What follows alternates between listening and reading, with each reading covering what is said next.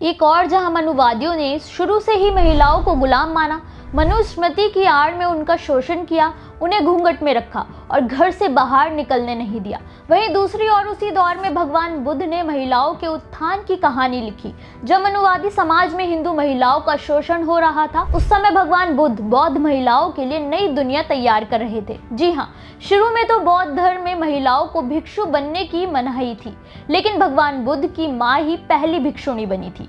आज के समय में भारत में बौद्ध भिक्षुणियों का मठ भी है, जहां काफी बड़ी संख्या में बौद्ध महिलाएं रहती हैं। नमस्कार, मैं हूं आपके साथ मोहिनी और आज की वीडियो में आपको बुद्ध भिक्षुणियों के एकमात्र विहार के बारे में बताऊंगी, जो भारत में ही स्थित है। दरअसल जब भगवान बुद्ध ने बौद्ध धर्म की स्थापना की थी, तो पहले उन्होंने इसे केवल पुरुषों के लिए स्थापित किया था।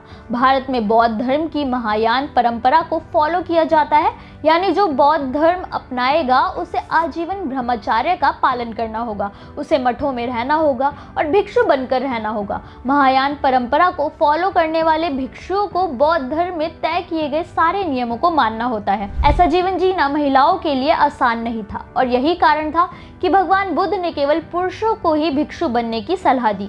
लेकिन जैसे जैसे भगवान बुद्ध की महिमा का विस्तार हुआ, वैसे ही पुरुषों के साथ साथ महिलाएं भी इससे जुड़ने लगी। हालांकि भगवान बुद्ध ने कभी भी स्त्रियों को भिक्षुणी बनने की आज्ञा नहीं दी, लेकिन बुद्धत्व प्राप्त करने के बाद जब भगवान बुद्ध पहली बार जब अपने पिता की नगरी कपिलवस्तु पहुंचे, तो उनकी मौसी प्रजापति गौतमी उनसे सबसे ज्यादा प्रभावित हुई और प्रजापति गौतमी पहली महिला बनी जिन्होंने भगवान बुद्ध के बताए मार्ग पर चलने का संकल्प लिया। उन्होंने भगवान बुद्ध से अनुरोध किया कि वो उन्हें दीक्षा दे, लेकिन बुद्ध नहीं माने। अपने प्रिय शिष्य के हस्तक्षेप और प्रजापति गौतमी की करुण प्रार्थना के बाद आखिरकार भगवान बुद्ध को अपना ही बनाया नियम तोड़ना पड़ा और बौद्ध मठों में तो नहीं, लेकिन विहारों में महिलाओं के प्रवेश की अनुमति दे दी और इस तरह से प्रजापति गौतमी पहली बुद्ध भिक्षुणी बन गई। इसी कड़ी में बौद्ध धर्म की सबसे प्रसिद्ध भिक्षुणी आम्रपाली भी भगवान बुद्ध के रास्ते पर चलकर भिक्षुणी बन गई थी।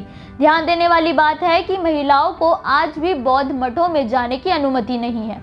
जो महिलाएं बौद्ध भिक्षुणी बनी, उनके रहने के लिए विशेष स्थान तय किया गया। भारत में ऐसा एक ही स्थान है जहां सिर्फ बौद्ध भिक्षुणी ही नहीं, बल्कि शैव परंपरा और वैष्णव परंपरा की महिला साध्वी भी रहती हैं।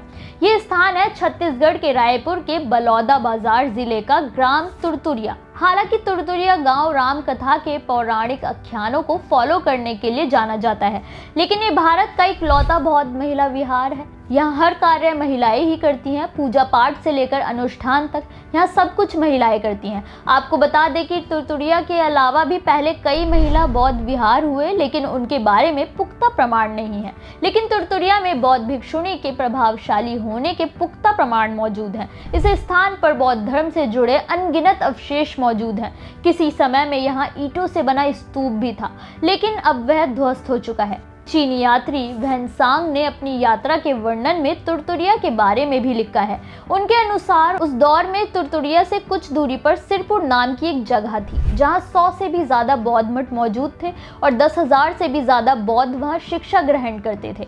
तुरतुरिया मौजूदा समय में भी महिला बौद्ध भिक्षुणियों का एकमात्र विहार है, जहां महिलाएं अपने अनुसार रहती हैं। बौद्ध धर्म के एकमात्र महिला बौद्ध विहार की कहानी आपको कैसी लगी, हमें कमेंट सेक्शन में जरूर बताएं। साथ ही वीडियो को लाइक करें और चैनल को सब्सक्राइब करना बिल्कुल ना भूलें।